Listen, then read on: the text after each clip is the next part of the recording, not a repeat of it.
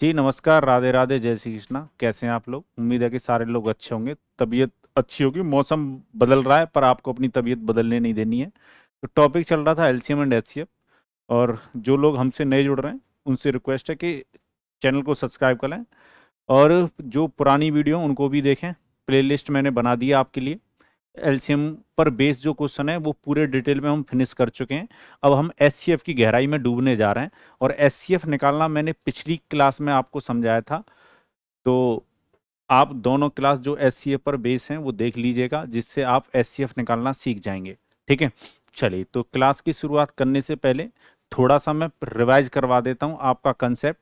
मैंने आपको तीसरी वीडियो में ये बताया था अपनी में कि आप क्वेश्चन को देखकर कैसे पहचानेंगे किस क्वेश्चन में एलसीएम लेना है या किस क्वेश्चन में एचसीएफ लेना है। तो उसी की थोड़ी सी मतलब रिवीजन क्लास आप अभी थोड़ा सा देखोगे 2 मिनट में कि कब हमें एलसीएम लेना होता है, कब एचसीएफ लेना होता है। उस बात को समझ लेते हैं। जैसे मैंने बताया था, जैसे अगर आपको ए और बी से डिवाइड देना हो, कंडीशन ऐसी हो। आप मुझे बताओ, जैसे ए और बी की जगह पे मैं नंबर ले लेता हूँ, 2, 4 और 5 से डिवाइड देना है। एक एग्जाम्पल के तौर पर समझ लेते हैं नंबर लेकर। आप मुझे बताओ 4 किसको डिवाइड करेगा? तो आप कहोगे 4 अपने मल्टीपल को डिवाइड करेगा। कोई भी संख्या किसको डिवाइड करती है? केवल अपने मल्टीपल्स को, यानी अपने गुणज को डिवाइड करती है।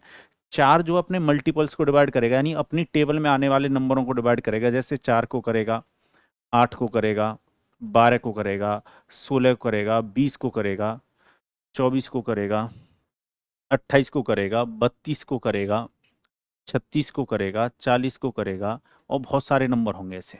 ठीक है, वैसे ही 5 किसको डिवाइड करता? 5 अपनी टेबल में आने वाले नंबर को, यानी अपने मल्टीपल्स को डिवाइड करता। 5 को करता, 10 को करता, 15 को करता, 20 को करता, 25 को करता, 30 को करता, 35 को करता, 40 को करता, 45 को करता, बहुत सारी संख्याओं को डिवाइड करता। तो कोई भी संख्या किसको डिवाइड करती है? अपने मल्टीपल्स को डिवाइड करती है। 4 अपने मल्टीपल्स को करेगा, 5 अपने मल्टीपल्स को करेगा। अगर 4 और 5 से एक साथ डिवाइड देने की बात आए तो ये किसको करेंगे? अपने कॉमन मल्टीपल को डिवाइड करेंगे। जैसे 20 कॉमन है, 20 को डिवाइड करेंगे। 40 कॉमन है, 40 को डिवाइड करेंगे। तो कोई भी संख्या किसको डिवाइड करती है? अपने मल्टीपल्स को। 4 अपने मल्टीपल्स को करेगा। 5 किसको करेगा? अपने मल्टीपल्स को करेगा। और 4 और 5 किसको करेंगे? अपने कॉमन मल्टीपल को। तो इस केस में जैसे ही मल्टीपल की बात आए तो क्या लेना होता है? एलसीएम लेना होता है। जैसे ए किसको डिवाइड करेगा? तो आप कहोगे ए अपने मल्टीपल्स को करेगा। बी किसको डिवाइड करेगा? आप कहोगे बी अपने मल्टीपल्स को करेगा। दोनों एक साथ किसको करेंगे? अपने कॉमन मल्टीपल्स को। तो आप बताओ, इस केस में अगर मल्टीपल की बात आ रही है तो हमें क्या लेना होता है? एलसीएम। उम्मीद है ये बात आपको समझ में आई होगी बिल्कुल अच्छी तरीके से। ये बात आपको समझ में आई होगी बहुत अच्छी तरीके से कि आपको इस केस में क्या लेना है? एलसीएम लेना है। ठीक है, चलिए अब एक और केस बनता है, वो समझिएगा। ये पहला केस तो मैंने आपको समझा दिया।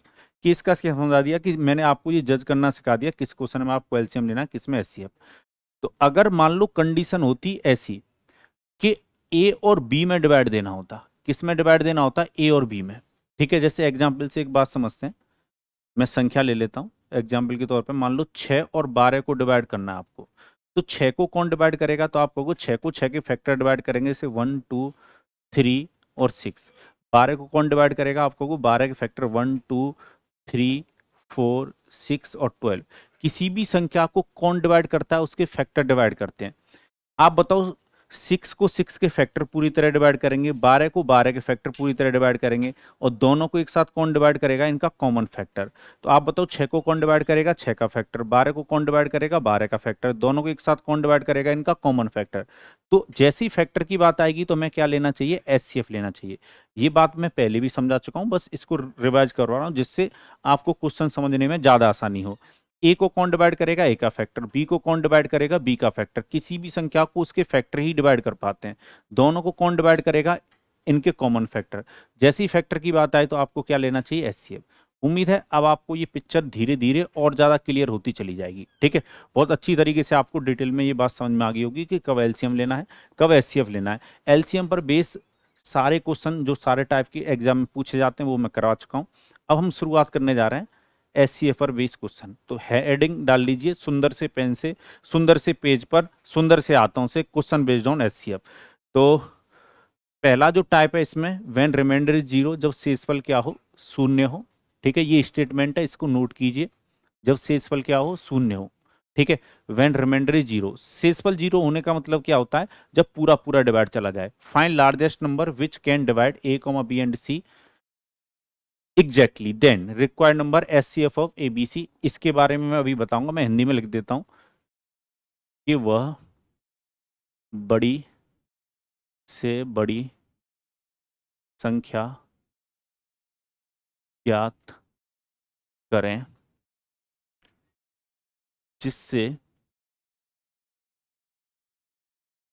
ए कॉमा बी और सी पूरी तरह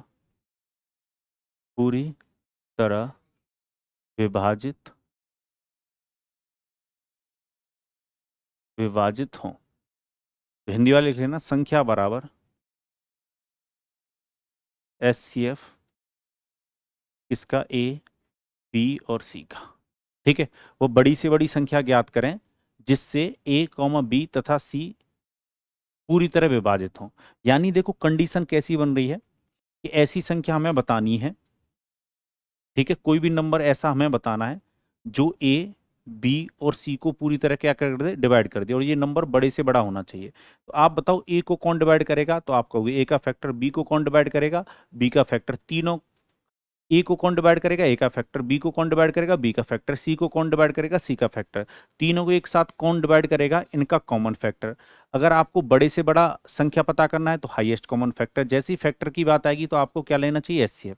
यही बात मैं थोड़ी देर पहले आपको समझा रहा था। उम्मीद है ये बात आपको बहुत अच्छी तरीके से क्लियर हुई होगी जो स्टेटमेंट मैंने लिखा है। अच्छा, अब क्या होगा, क्वेश्चन यहाँ पर एबीसी की जगह पे आपको क्या दे देगा, नंबर दे देगा, और एचसीएफ निकालना आप ऑलरेडी जानते हैं। ठीक है, तो क्वेश्चन कैसे बनेगा एग्जाम में वो देख लेते हैं। जैसे क्वेश्चन ये है, और मैं ये कहूंगा वीडियो को पॉज करें, 2 मिनट का टाइम लें, 2 मिनट का नहीं 1 मिनट का टाइम लें, और क्वेश्चन को सॉल्व करके आंसर देखें क्या आता है, फिर वीडियो को स्टार्ट करें, फिर से देखें कि जो मैंने आपको आंसर बताया क्या वही आंसर निकला आपका। क्वेश्चन कह रहा है find largest number which can divide 72, 126 and 198 exactly. वो बड़ी से बड़ी संख्या ज्ञात करें जो 72, 126, 198 को पूरी तरह क्या करे, विभाजित करे। यानी कंडीशन देखो अभी भी ये बन रही है कि वो बड़ी से बड़ी संख्या बतानी है जो 72 को डिवाइड कर दे, 126 को डिवाइड कर दे और 198 को डिवाइड कर दे। ठीक है, यानी इन तीनों नंबरों को क्या कर दे, पूरी तरह डिवाइड कर दे। तो इन तीनों नंबरों को पूरी तरह कौन डिवाइड करेगा, इनका फैक्टर डिवाइड करेगा। 72 को 72 का फैक्टर डिवाइड करेगा, 126 को 126 का फैक्टर डिवाइड करेगा, 198 को 198 का फैक्टर डिवाइड करेगा। तीनों को कौन डिवाइड करेगा, इनका कॉमन फैक्टर। बड़ी से बड़ी संख्या पूछी जा रही है तो हमें कॉमन फैक्टर बड़े से बड़ा देखना होगा, यानी हाईएस्ट वाला कॉमन फैक्टर देखना होगा। तो हमें क्या लेने की जरूरत है, एचसीएफ। अगर आप स्टेटमेंट को भूल भी जाते हैं तब भी आप एग्जाम में या क्वेश्चन करते वक्त इस बात का पता लगा सकते हैं कि कब एलसीएम लेना, कब एचसीएफ लेना। बहुत अच्छी तरीके से ये बात आपको क्लियर हुई होगी। कमेंट बॉक्स में कमेंट करके बताइएगा जरूर क्लास कैसी लग रही है आपको। ठीक है, आप बताते नहीं हो, जिंदगी कैसी चल रही है ये भी नहीं बताते हो, कोई मन में हलचल दुख दर्द गम हो तो बताया करो। चलिए, तो क्या करना है आपको, एचसीएफ लेना है, और एचसीएफ निकालना मैं आपको सिखा चुका हूं। तो नंबर बराबर लिख लीजिए एचसीएफ किसका, 72, 126 और 198 का। तो मैंने डिफरेंस वाला एक तरीका आपको पहली ही वीडियो में बता रखा है कि एचसीएफ कैसे लिया जाता है। सबसे पहले हम क्या देखेंगे, मिनिमम डिफरेंस देखेंगे। तो चलिए इन दोनों का डिफरेंस अगर हम देखें तो कितना आएगा, 4 और कितना 554 आया। इन दोनों का अगर मैं डिफरेंस देखता हूं तो कितना आएगा, 2 और यहाँ पर कितना 7। तो दो डिफरेंस मिले आपको 54 और 72, पर इनमें मिनिमम कौन सा, मिनिमम है 54। मिनिमम डिफरेंस आपको देखना होता है। मिनिमम डिफरेंस जो आता है वो एचसीएफ होता है या उसका कोई फैक्टर। मैंने एचसीएफ निकालने के जो तरीका बताया था उसमें 2 स्टेप बताए थे। सबसे पहले मिनिमम डिफरेंस तलाशो, और जो मिनिमम डिफरेंस आएगा, स्टेप नंबर 2 ये था, जो मिनिमम डिफरेंस आएगा वो एचसीएफ होगा या उसका कोई फैक्टर। तो पहला स्टेप आपने कर लिया कि मिनिमम डिफरेंस 54 आया। क्या ऑप्शन में कहीं 54 दिखाई दे रहा है, तो आपको ऑप्शन में कहीं 54 दिखाई नहीं दे रहा। अब एक बात यहां पर समझ लो कि अगर 54 दिखाई नहीं दे रहा तो 54 का कोई फैक्टर एचसीएफ हो रहा होगा। अब एक चीज यहां पर समझो कि 54 जो है वो एचसीएफ हो सकता है या उसका कोई फैक्टर। फैक्टर किसी भी संख्या का उसके बराबर या उससे छोटा होता है। तो 54 के जो फैक्टर होंगे 54 के जो फैक्टर होंगे वो 54 के बराबर या इससे छोटे होंगे, इससे बड़े नहीं हो सकते। तो 126 और 198 दो ऑप्शन तो देखते ही एलिमिनेट हो जाने चाहिए आपके। अब आंसर 18 और 36 में से बचा है, तो आप मुझे बताओ क्या 54 का 36 फैक्टर है? आप कहोगे 36 फैक्टर नहीं होता 54 का, क्योंकि 36 54 को पूरी तरह डिवाइड नहीं करेगा। पर ये जो ऑप्शन दिखाई दे रहा है आपको, ऑप्शन नंबर ए 36 तो एलिमिनेट हो गया, यही आपका आंसर होगा, क्योंकि 18 ही एकमात्र फैक्टर दिखा आपको अपने मिनिमम डिफरेंस का। तो 54 का जो फैक्टर वो 18 होता है, क्योंकि 18 54 को पूरी तरह डिवाइड कर देगा। तो यहां पर 18 ऐसी बड़ी से बड़ी संख्या आती, आंसर क्या हो जाएगा 18। 18 वो बड़ी से बड़ी संख्या थी जो 72 को 126 को 198 को पूरी तरह क्या कर देती, डिवाइड कर देती, पूरी तरह काट देती। ठीक है, जीवन में आपका बहुत कटा होगा, अब आपको काटना सीखना है। चलिए नेक्स्ट क्वेश्चन आपके सामने ये रहा। आइए क्वेश्चन कह रहा है find the largest number which can divide 525 1050 and 1155 exactly. वो बड़ी से बड़ी संख्या ज्ञात करें जो 525 1050 और 1155 को पूरी तरह क्या करे, विभाजित करे। ऑप्शन आपके सामने दे रखे हैं 25 75 105 और नन ऑफ दी। जल्दी से कमेंट बॉक्स में कमेंट करके आंसर दीजिए क्या आंसर आएगा। ठीक है, चलिए फिर से मैं कहूंगा क्वेश्चन को आप पॉज कीजिए, वीडियो को पॉज कीजिए, 30 सेकंड का समय लीजिए और क्वेश्चन को सॉल्व कीजिए, और फिर 30 सेकंड के बाद वीडियो को फिर से चलाइए और फिर से देखिए कि क्या आपका आंसर ठीक निकल के आया कि नहीं आया। अब मुझे बताने की जरूरत नहीं है कि आपको क्या करना है क्वेश्चन में। क्वेश्चन में क्या करना है, कुछ नहीं करना, नंबर बराबर लिखना है आपको करते समय, और एचसीएफ ले लेना है किसका, जो संख्या दे रखी है 525 1050 और 1055 का। और आपको पता है अब आपको क्या तलाशना होगा, मिनिमम डिफरेंस को तलाशना होगा, कम से कम अंतर को तलाशना होगा। तो मिनिमम डिफरेंस को देखते हैं किन के बीच में, किन कौन से ऐसे दो नंबर हैं जिनके बीच में दूरियां कम है। चलिए तो इन दोनों का अगर मैं अंतर देखूं तो कितना है, 525 है। ठीक है, दिखाई दे रहा है मुझे यहां पर। और इन दोनों के बीच का अगर मैं अंतर देखूंगा तो कितना है, 50 और 55 105 है। तो मिनिमम डिफरेंस कौन सा आया, 105 आया। मिनिमम डिफरेंस जो मिला है मुझे 105 मिला है।